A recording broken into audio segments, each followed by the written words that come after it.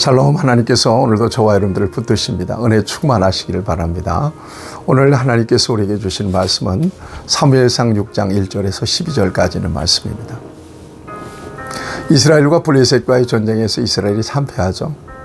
수많은 이스라엘 백성들이 전사했습니다. 엘리 제사장의 두 아들 홈리와 비느하스도 그 전쟁에서 전사를 했습니다.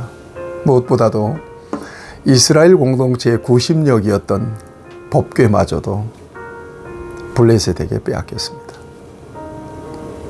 그 소식을 들은 엘리 제사장은 의자에서 떨어져서 꼬꾸라져서 목이 부러져서 죽었습니다.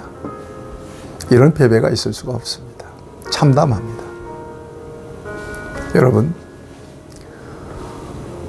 블레셋과의 전쟁을 통해서 엘리 제사장의 가문이 하나님께서 예언으로 주신 말씀대로 몰락하게 됩니다. 그 원인이 어디 있습니까? 분명히 성경은 증거합니다. 홈리와 비느하스가 하나님의 제사를 멸시했다. 이렇게 성경은 증거합니다. 그래서 하나님이 그들을 죽이기로 작정하셨다고 성경은 증거해주고 있습니다. 제사를 멸시한 것? 제사라고 하는 것은 뭡니까? 하나님의 백성들이 하나님 앞에 올려드리는 최고의 가치입니다. 오늘날의 예배죠. 예배를 멸시했다? 이것은 곧바로 실패로 이어지는 삶을 살 수밖에 없는 겁니다. 예배가 세워질 때 인생이 세워지고요. 예배가 무너지면 인생도 무너지게 되어 있습니다. 여러분, 예배 관리 어떻게 하고 계십니까? 예배가 우선순위에 계십니까? 예배가 삶의 가치의 우선순위에 있습니까? 어떻게 예배를 관리하고 있습니까? 예배자의 자리에서 하나님께 온전히 집중하고 계십니까? 예배가 하나님 중심입니까? 자기 중심입니까? 예배가 어떻게 관리되고 있습니까? 분명히 말씀드립니다. 예배가 세워지면 인생이 세워집니다. 예배가 무너지면 인생도 무너집니다. 예배는 하나님과의 관계의 거리가 돼요. 예배할 때 하나님과 친밀해져요. 그 관계가 두터워져요. 예배에서 멀어지면 하나님과의 관계도 멀어지는 거죠. 우리가 코로나 시대에 정말 절절하게 겪었던 거 아닙니까? 여러분, 예배 관리를 통해서 여러분들의 인생이 세워지기를 바라고 하나님께서 주시는 복을 누릴 수 있게 되기를 바랍니다. 이스라엘이 왜 이 전쟁에서 패배하게 됐습니까? 전세가 불리해지자 이스라엘 장로들이 뭘 결의하죠? 실로 지성소에 있는 법궤를 전쟁터로 내가잖아요. 법궤의 힘을 빌어서 전쟁을 유리하게 이끌기를 원했습니다. 승리하기를 원했습니다. 그렇게 해도 되는 것입니까? 그렇게 하면 하나님께서 전능한 능력으로 적들을 물리치고 승리를 주실 것 같습니까? 하나님은 그런 하나님이 아니라고 분명히 앞에서 말씀드렸습니다. 하나님은 예배와 경배의 대상이 되셔요. 하나님은 이용의 대상이 아닙니다. 신앙생활 하면서 저와 여러분들이 정말 오해하기 쉬운 것이 어떤 경우에 하나님을 이용하는 경우도 있다는 것을 저와 여러분들이 생각하면 두려운 일입니다. 하나님은 오로지 예배 받으시고 경배 받으시는 존귀하신 지극히 거룩하신 하나님이십니다. 하나님을 하나님의 자리에서 섬겨드리는 것이 영적 전쟁에서의 승리의 비결입니다. 하나님을 섬기는 것은 우리의 인생의 본질입니다. 신앙은 수단이 아니라 본질이며 목적이라고 하는 것을 저와 여러분들이 다시 한번 마음에 깊이 새겨두셔야 될 것입니다. 영적 전쟁에서의 승리의 비결이 어디 있느냐? 하나님을 오롯이 하나님의 자리에서 섬겨드리는 것입니다. 영적 전쟁에서의 승리의 비결이 어디 있느냐? 온전한 예배가 세워진 삶의 자리에서 우리는 영적인 전쟁에서 승리할 수 있다는 것을 이 전쟁에서 보여주고 있는 것입니다. 자, 좀 장면을 바꾸면 블레셋 입장에서 보면 이 전쟁에서 엄청난 승리를 거두었습니다. 무엇보다도 이스라엘 백성들의 능력의 원천이었던 법궤를 빼앗아 왔습니다. 축제를 벌였을 것입니다. 그리고 보란듯이 그들이 섬기는 다곤 신전의 법궤를 방치하게 된 것이죠. 모신 게 아닐 것입니다. 전리품이니까. 그리고 그들의 신이 우월하다는 것을 그들은 다곤 신전의 법궤를 방치하면서 그들의 신앙의 우월성, 그들의 섬기는 신의 우월성을 증명하려고 했었을 것입니다. 그런데 놀라운 일들이 그때부터 일어나기 시작해요. 멀쩡하던 다곤 신이 넘어져서 그 얼굴을 땅에 쳐박고 있는 겁니다. 이게 웬일일까? 세워놨는데 그 다음날 보니까 다곤 신이 완전히 목이 부러지고 팔이 부러지고 다리가 부러지고 몸뚱이가 굴러다닙니다.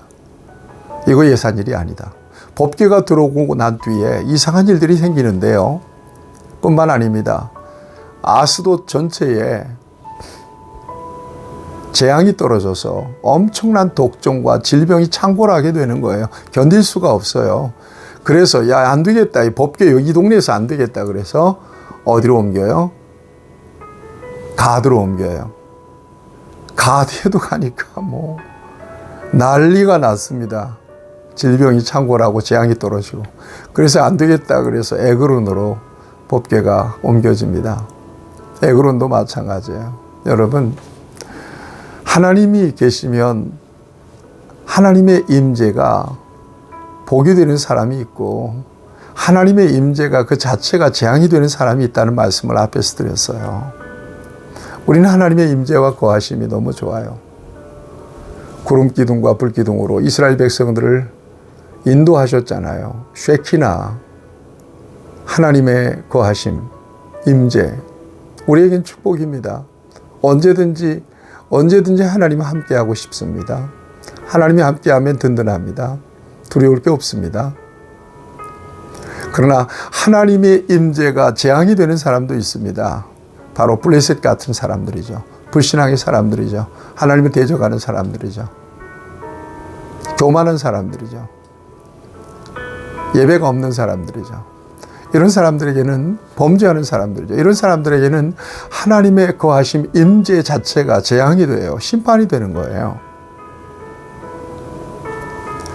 그래서 그들의 전쟁이 오히려 그들의 재앙이 되어버리고 만 거예요.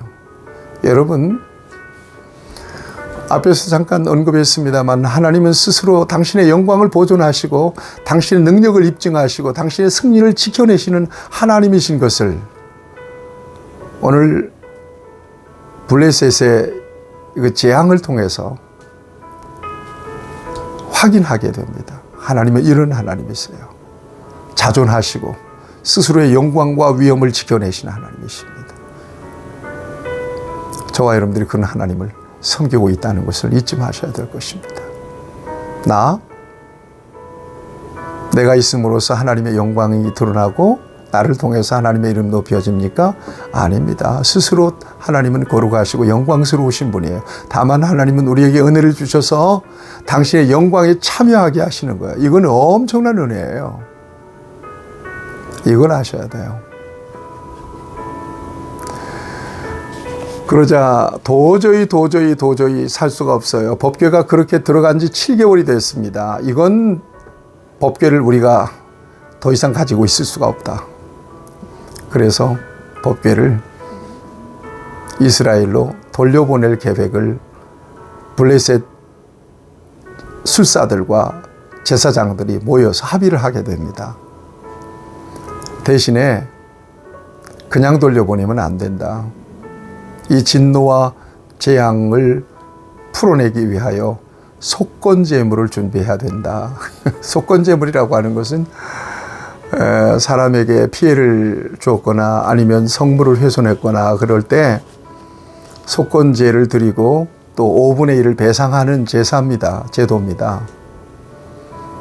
블레셋 방백들이 하나님께 속건제물을 준비해서 하나님을 달래야 된다고 합의를 한 거예요. 그리고 이 법궤를 속건제물과 함께 이스라엘을 돌려보내야 된다고 그렇게 결정하는 것입니다.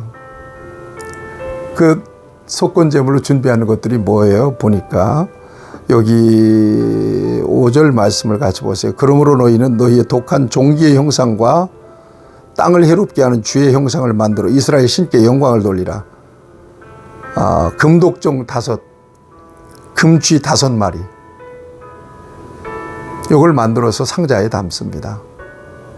그리고 수레를 준비하고 소 2마리를 준비하는데 멍에를 매보지 않은 젖나는 어미소예요. 그러니까 새끼가 딸린 소들입니다. 그 소에 멍에를 매고 수레를 매고 지우고 새끼들은 분리해서 집에 이렇게 돌려보내고 이 젖나는 어미소들을 이스라엘 지경으로 보내는 것입니다. 속건 제물이 담긴 상자를 실어서 그 장면을 성경은 이렇게 증거해 주고 있습니다.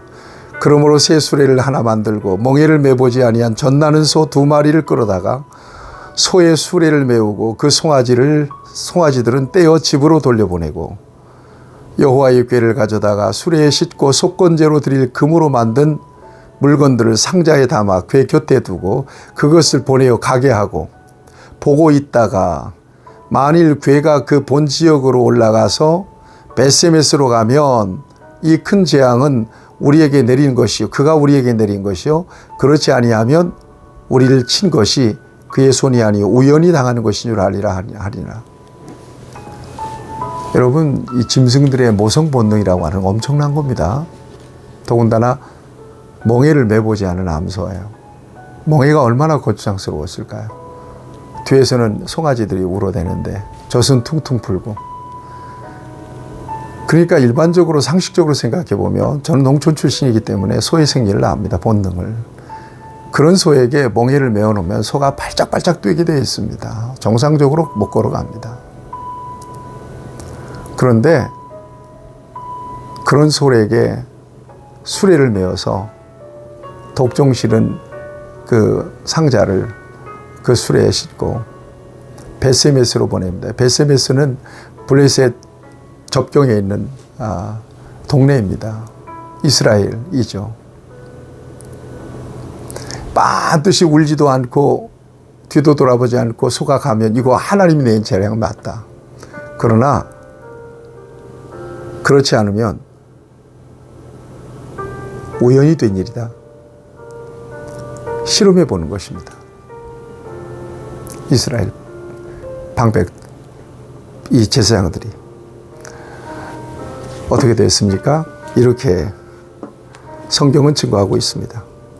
그 사람들이 그같이 하여 젖나는 소 2를 끌어다가 수레를 메우고 송아지들은 집에 가두고 여호와의 궤와 및 금쥐와 그들의 독종의 형상을 담은 상자를 수레 위에 실으니 12절입니다. 암소가 벳세메스 길로 바로 행하여 대로로 가며 갈 때 울고 좌우로 치우치지 아니하였고 블레셋 방백들은 벳세메스 경계선까지 따라가니라. 울고 좌우로 치우치지 않았다는 거예요. 치우치지 않았다는 것입니다. 그럼으로써 우리 하나님께서 블레셋에 재앙을 내리고 하나님의 살아계심과 그 능력을 증명해 내십니다. 위대한 승리입니다. 이스라엘은 패배했지만 하나님은 승리하신 것입니다. 사랑하는 여러분, 하나님은 살아계셔요. 하나님을 의지하고 하나님을 신뢰할 때 하나님을 하나님의 자리에서 섬기고 하나님을 예배할 때 놀라운 승리와 우리의 인생이 세워지는 놀라운 축복을 누리게 되어 있습니다. 저와 여러분들이 성공적인 삶, 영적 전쟁의 승리의 비결이 바로 어떻게 하나님을 관계하느냐에 달려있다는 것을 잊지 마시기를 바랍니다. 기도하겠습니다. 좋으신 아버지 하나님, 귀한 말씀을 통해서 우리에게 우리의 인생이 세워지고 영적 전쟁에서의 승리의 중요한 비결들을 보여주시고 가르쳐 주셨습니다. 예배를 소홀히 했던 것을 용서하시고 하나님을 목적으로 섬기지 못했던 것을 회개하오니 용서해 주시고 언제나 하나님을 하나님의 자리에서 올바르게 섬겨드리는 우리 모두가 되게 해 주시옵소서. 예수님의 이름으로 기도하옵나이다. 아멘. 여러분 승리하시기를 축복합니다.